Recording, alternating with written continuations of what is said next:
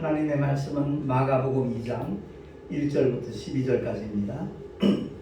수일 후에 예수께서 다시 가버나움에 들어가시니 집에 계신 소문이 들린지라 많은 사람이 모여서 문 앞에라도 용신할 수 없게 되었는데 예수께서 저희에게 도를 말씀하시더니 사람들이 한 중풍병자를 4사람에게 메워가지고 예수께로 올세 무리를 인하여 예수께 데려갈 수 없으므로 그 계신 곳에 지붕을 뜯어 구멍을 내고 중풍병자의 누운 상을 달아내리니 예수께서 저희의 믿음을 보시고 중풍병자에게 이르시되 소자야 내 죄 사함을 받았느니라 하시니 어떤 서기관들이 거기 앉아서 마음에 의논하기를 이 사람이 어찌 이렇게 말하는가 참남하도다 오직 하나님 한 분 외에는 누가 능히 죄를 사하겠느냐. 저희가 속으로 이렇게 의논하는 줄을 예수께서 곧 중심에 아시고 이르시되 어찌하여 이것을 마음에 의논하느냐. 중풍병자에게 내 죄 사함을 받았느니라 하는 말과 일어나 내 상을 가지고 걸어가라 하는 말이 어느 것이 쉽겠느냐. 그러나 인자가 땅에서 죄를 사하는 권세가 있는 줄을 너희로 알게 하려 하노라 하시고 중풍병자에게 말씀하시되 내가 내게 이르노니 일어나 내 상을 가지고 집으로 가라 하시니 그가 일어나 곧 상을 가지고 모든 사람 앞에서 나가거늘 저희가 다 놀라 영광을 하나님께 돌리며 가로되 우리가 이런 일을 도무지 보지 못하였다 하더라. 아멘. 기도하겠습니다. 오늘도 주의 진리의 말씀을 들을 수 있는 복된 시간을 주신 하나님 감사합니다. 성령께서 깨닫게 하셔서 이 말씀을 통하여 정말 무엇을 요구하시는지 우리 모두가 알게 하시고 아버지의 뜻대로 순종하는 믿음의 길을 우리 모두 열심히 걸어가며 달려가게 하여 주시옵소서. 우리 구주 예수 그리스도 이름으로 감사하며 기도하옵나이다. 아멘. 어떤 나라 가면 아주 행복하게 잘 살 것 같고 어떤 지역에 가면 더 풍성할 것 같고 복된 삶을 누릴 것 같은 착각이 들지만 어느 나라를 방문하고 그곳에 사는 모든 사람들 제각기 저마다의 문제를 사실 다 가지고 살아가고 있습니다. 중요한 것은 어떤 문제든 간에 그 모든 문제를 능히 해결할 수 있는 하나님의 살아계심을 알고 있느냐 모르고 있느냐 거기에 따라서 그 인생은 달라진다는 말씀입니다. 사실 전도는요 교회를 숫자 늘리기 위한 수단이 결코 아닙니다.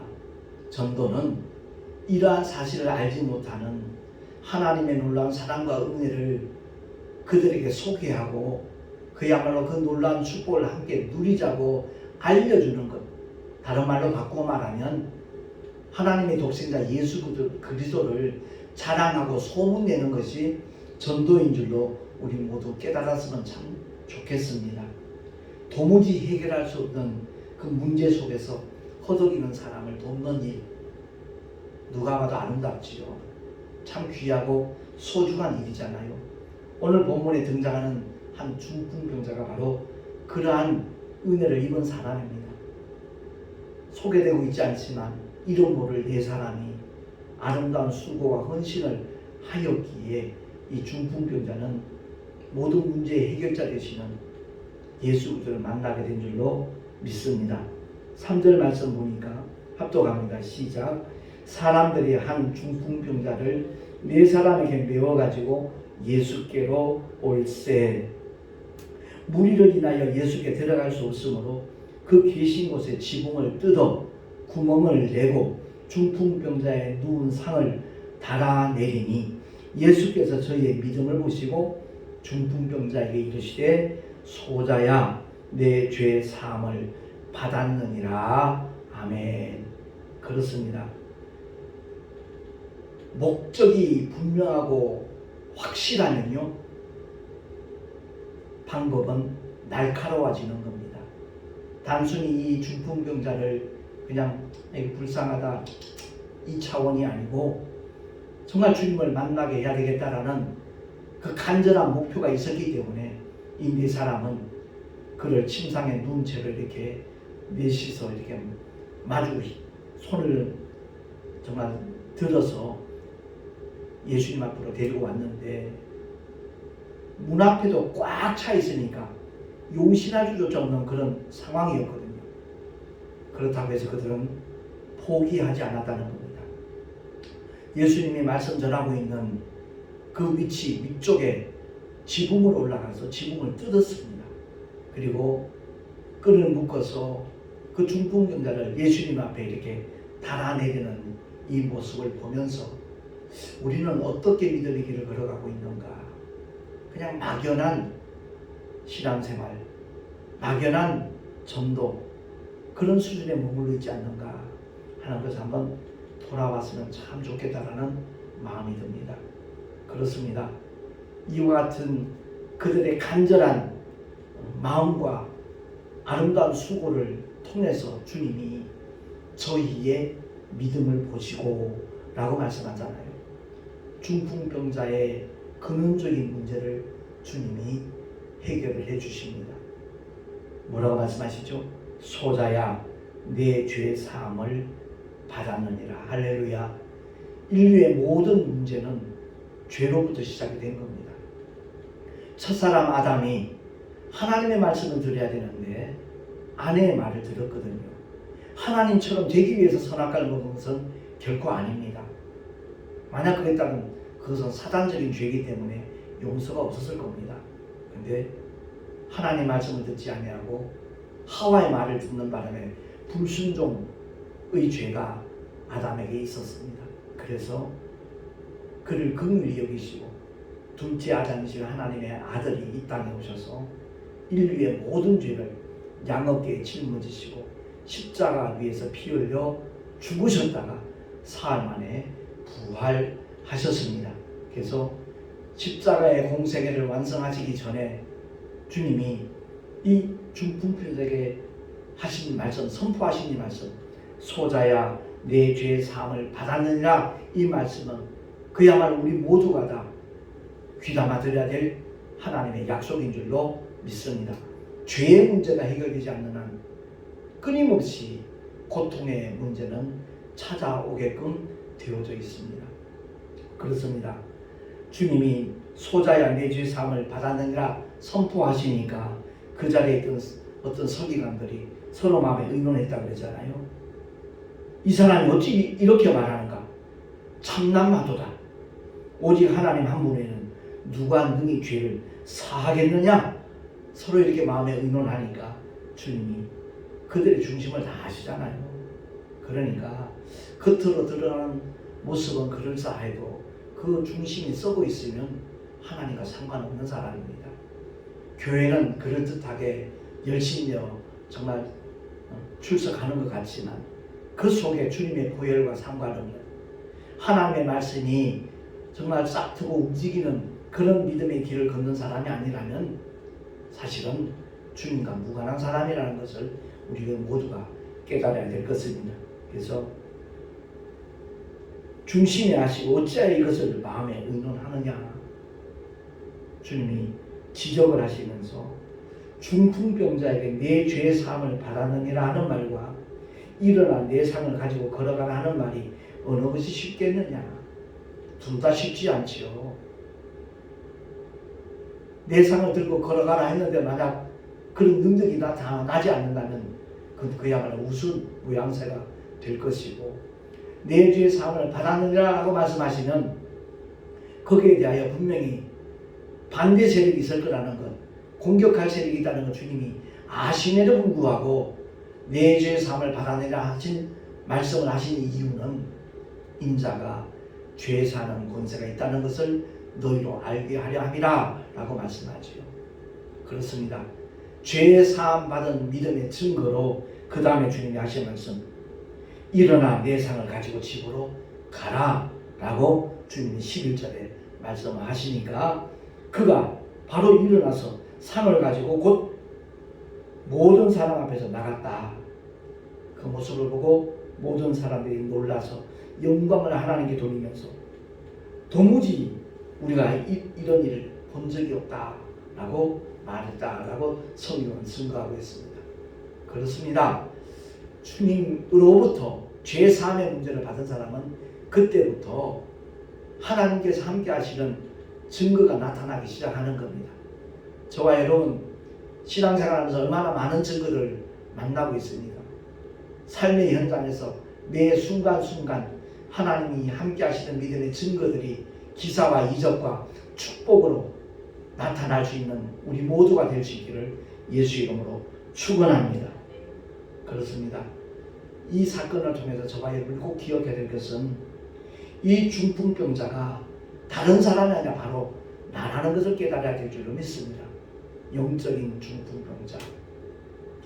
우리 스스로의 힘으로 도무지 주님을 만날 수 있는 능력이 없는 자들입니다. 그렇기 때문에 오직 긍휼히 여김을 받는 것, 그게 대단히 중요하고요.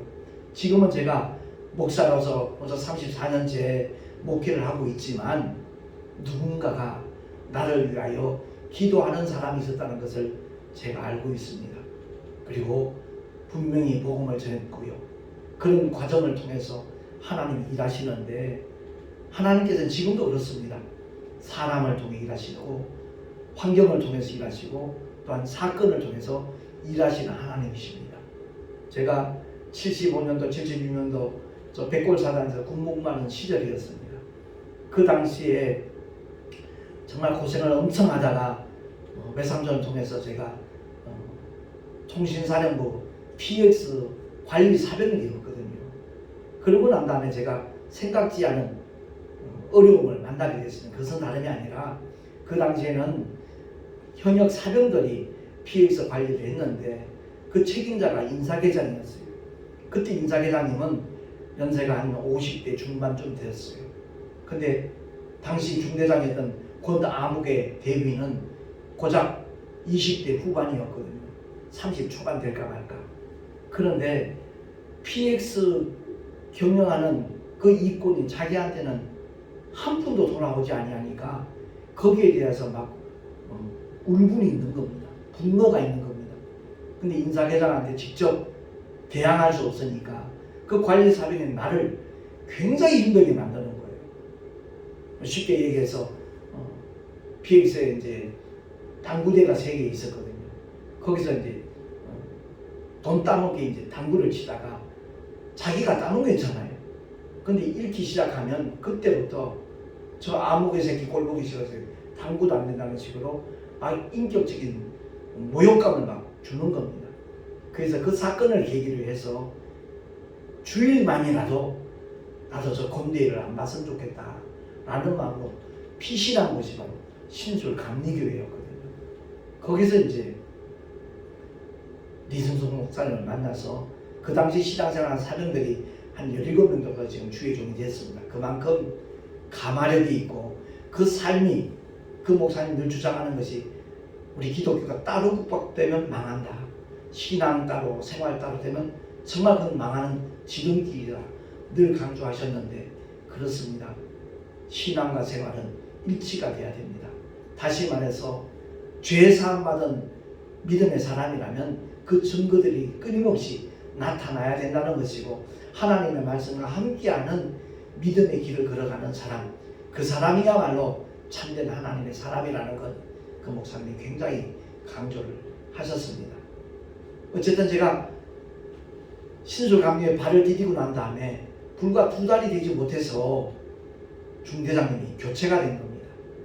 그 교체되신 대비가 이제 바로 임승구 대비. 알고 보니까 신술감리교회 집사님이었습니다. 그 집사님을 통해서 신앙생활하는데 굉장히 도움을 많이 받았었지요. 부흥회가 끝나도 바로 귀대하지 않아도 함께 은혜의 간증을 나눌 수 있는 그런 남다른 혜택도 받았고요. 그것을 통해서 참 믿음의 증거들을 많이 목격하게 되었습니다. 그래서 우리 동서노회 원래 때도 지난달부터 시작을 했는데 한 달 동안 하나님이 베푸신 그 은혜를 간증을 통해서 함께 나누는 그런 시간을 가졌거든요.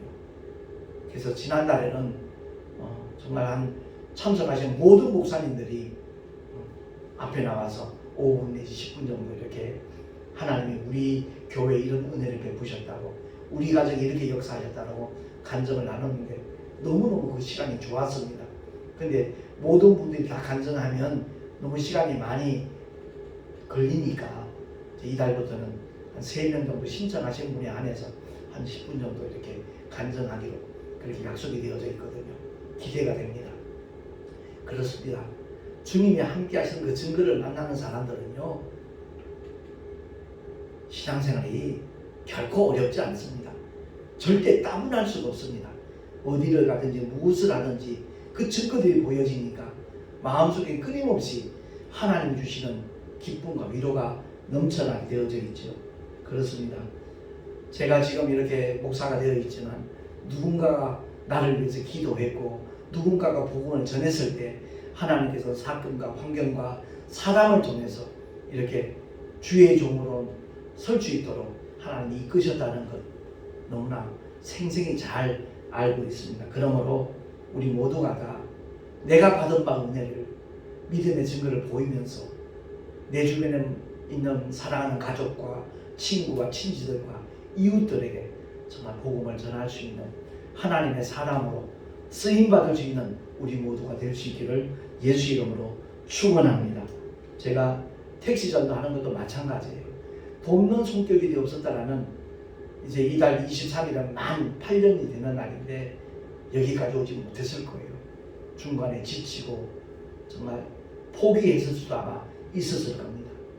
제가 택시 전도가 시작된 계기가 바로 국토순례 전도단 대표이신 거여동 세소망교회 담임 목사님이신 김한선 목사님을 만나는 덕분에 제가 만약 택시를 시작하면 최우선적으로 말씀 손책자를 제공해 주시겠다고 하셔서 제가 7년 동안 받은 책자 숫자가 7만 권이더라고요. 금액으로 따지면 어마어마한 금액이에요. 그 목사님을 만났기 때문에, 그 목사님의 섬김이 있었기 때문에, 사랑이 있었기 때문에 가능했다는 것을 깨닫게 됩니다.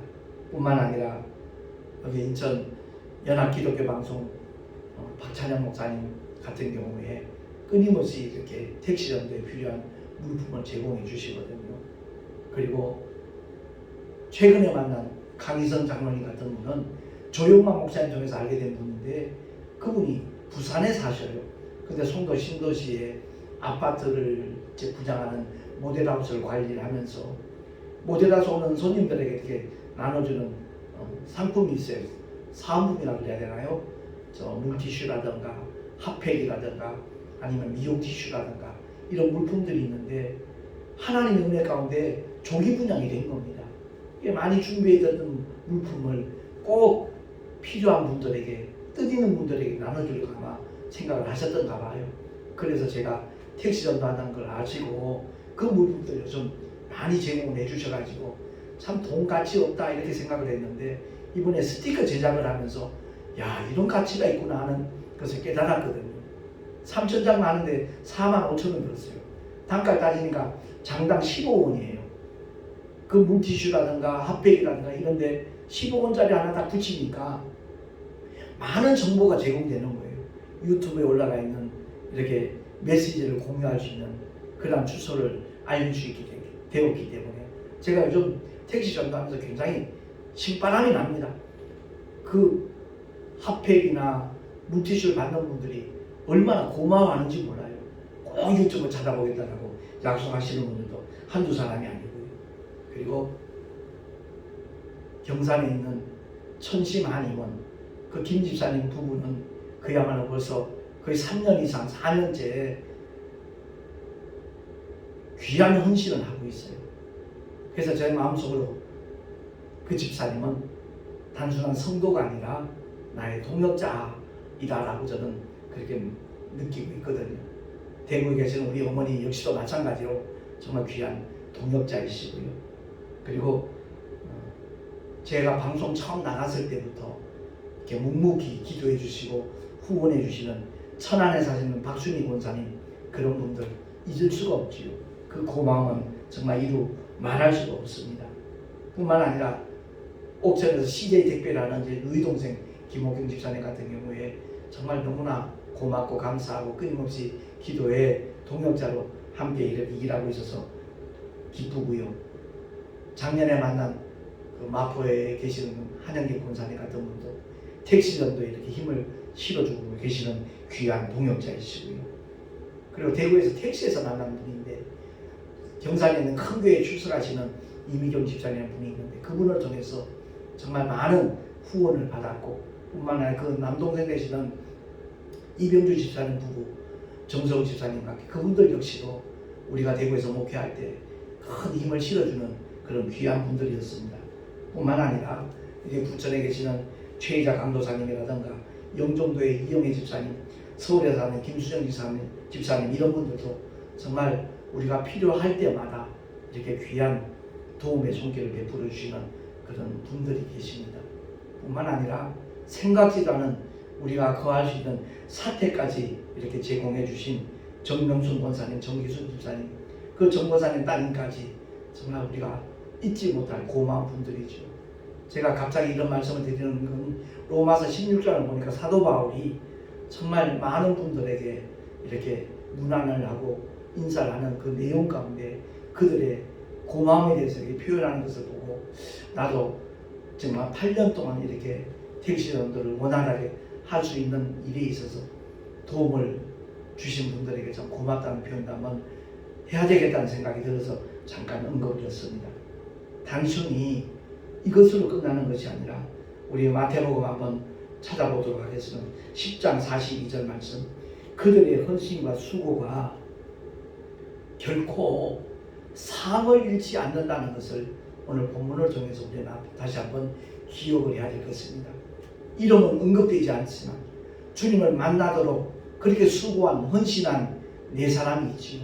중풍병자를 들것을 싣고 멀리 이렇게 이동해 할 뿐만 아니라 지붕을 뜯고 주님 앞에 달아내리기까지 하는 그들의 헌신, 거기에 대하여 반드시 하나님은 보상하시는 하나님이라는 것을 성경은 말씀을 하고 있습니다.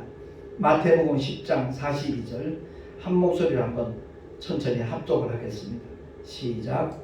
또 누구든지 제자의 이름으로 이 소자 중 하나에게 냉수 한 그릇이라도 주는 자는 내가 진실로 너희에게 이르노니 그 사람이 결단코 상을 잃지 아니하리라 하시니라. 아멘. 그렇습니다.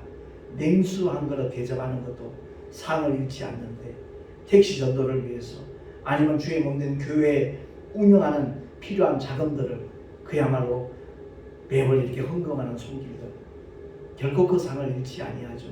저희가 중보기도 할 때마다 가장 역점 두는 것은 현실 속에서도 하나님이 함께 하시는 믿음의 증거가 나타나야 되겠지만 그들의 귀한 헌신이, 귀한 헌금이 하늘 아래 아름다운 상급으로 쌓여지기를 우리 부부는 늘 그렇게 중보기도 하고 있습니다. 히브리서 11장 26절에도 보면 모세에 대한 말씀이 이렇게 기록되어 있는데 제가 봉독합니다. 그리스도를 위하여 받는 능력을 애굽의 모든 보화보다 더 큰 재물로 여겼으니 이는 상 주심을 바라봄이라. 아멘. 그렇습니다.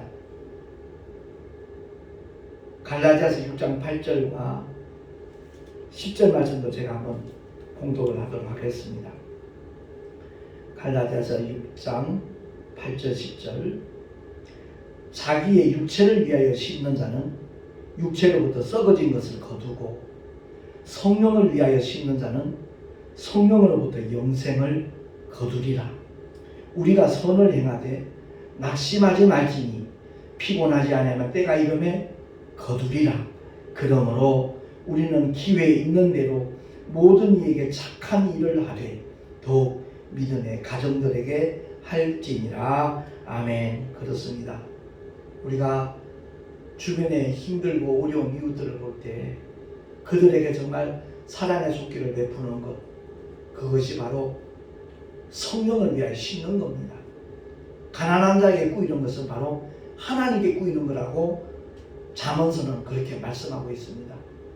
예수의 이름으로 모든 사람들에 베푸는 사랑과 섬김의 그 손길들은 반드시 하늘의 보상으로 이어진다는 것 기억을 하시고 빌립보서 3장 14절 말씀처럼 사도 바울의 고백이잖아요. 합독을 하도록 하겠습니다. 3장 14절 시작. 표대를 향하여 그리스도 예수 안에서 하나님이 위에서 부르신 부름의 상을 위하여 쫓아가노라. 아멘. 그렇습니다. 사도 바울이 단순히 예수 믿고 구원받은 것으로 만족하지 않았고요. 하나님의 말씀에 순종해서 이 세상에서 받게 되는 그 축복이 사도 바울의 목표가 아니었고요. 그는 정말 주의 복음을 위하여 오직 죽도록 충성하는 하나님의 사람이 되어서 그날에 상 받는 자가 되기를 사도 바울은 가장 역점해 주면서 그 사역의 길을 걸어가고 달려갔다는 사실을 성경은 여기저기서 말씀을 하고 있습니다. 그렇습니다. 고린도 후서 9장 6절에도 분명히 이와 같이 우리에게 말씀을 하고 있는 내용이 나오거든요. 제가 봉독을 하겠습니다. 9장 6절인데요. 이것이 곧 적게 심는 자는 적게 거두고 많이 심는 자는 많이 거둔다는 말이로다. 아멘. 그렇습니다. 제가 가장 안타깝게 생각하는 것은 최면치의 헌금 있잖아요. 자기 주머니에서 나갔는데 하늘의 상급으로는 쌓여지지 않는 그런 분들. 제가 처음 어머니에게 전도를 했을 때 하나님께서 이상하게 그 메시지를 주신 거예요.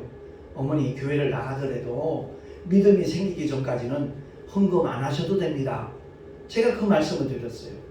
근데 그 말씀이 그냥 한 말이 아니었더라고요. 제가 선물로 드린 그 성경책을 가지고 이제 제가 휴가 때 어머니를 찾아가서 무주구천도까지 찾아가서 어머니에게 복음을 전한 거거든요.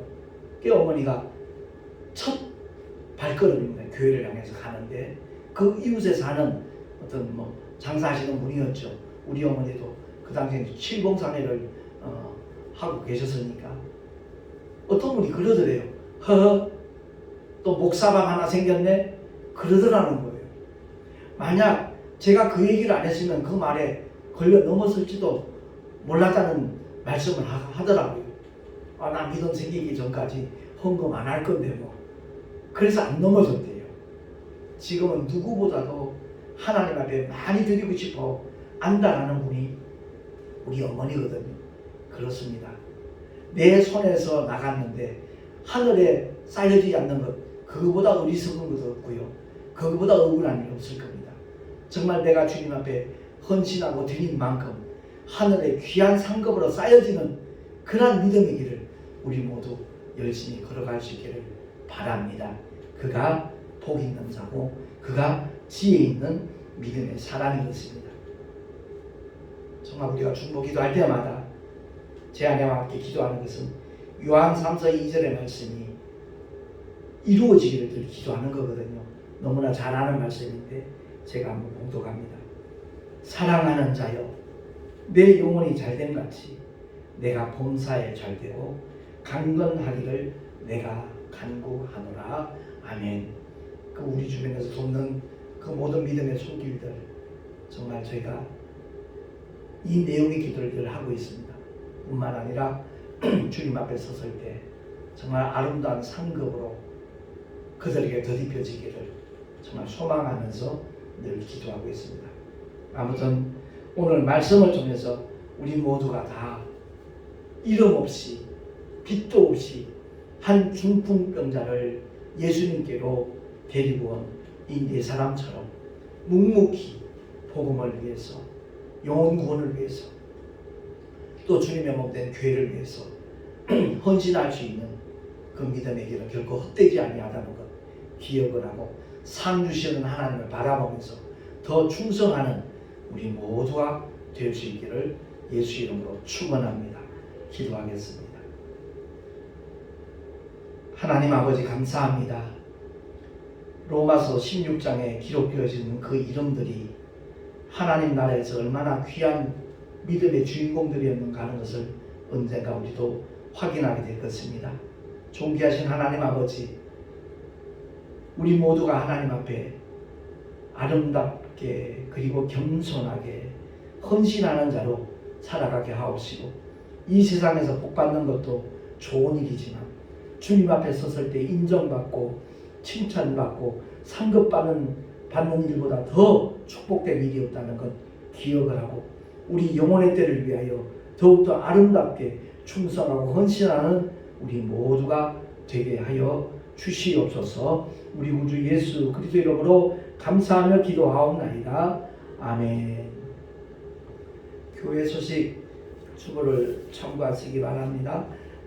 정말 택시전도를 후원하는 귀한 권속들에게 하나님께서 늘 일마다 때마다 함께 하시기를 기도합니다.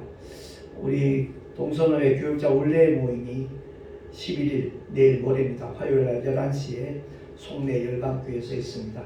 이를 위해서 기도해 주시면 고맙겠습니다. 주님 앞에 드린 예물 위하여 잠시 기도하고 축도로 예배를 마치겠습니다.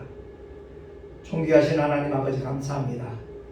우리를 구원하시기 위하여 십자가에 달려 피 흘려 죽으시고 사흘 만에 부활하신 주님이 계시기에 그야말로 우리는 영원한 부활의 산소망을 가지고 힘들고 어려운 세상이지만 주님을 의지하여 늘 나아가고 있습니다.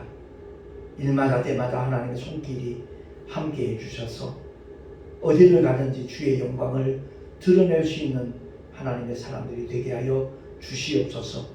주 앞에 귀한 힘을 드린 손길들마다 그 삶의 터전에 주님께서 복에 복을 더하시고 은혜 위에 은혜를 더하여 주시옵소서. 11조와 선교 예물과 또한 여러가지 모양의 감사 예물과 주일원금 주님 기쁘시게 흠양하여 주시고 이 예물이 쓰여지는 곳곳마다 하나님의 영광이 나타나게 하시고 주님의 영원한 생명이 공유되는 축복의 역사, 생명의 역사가 일어나게 하여 주시옵소서.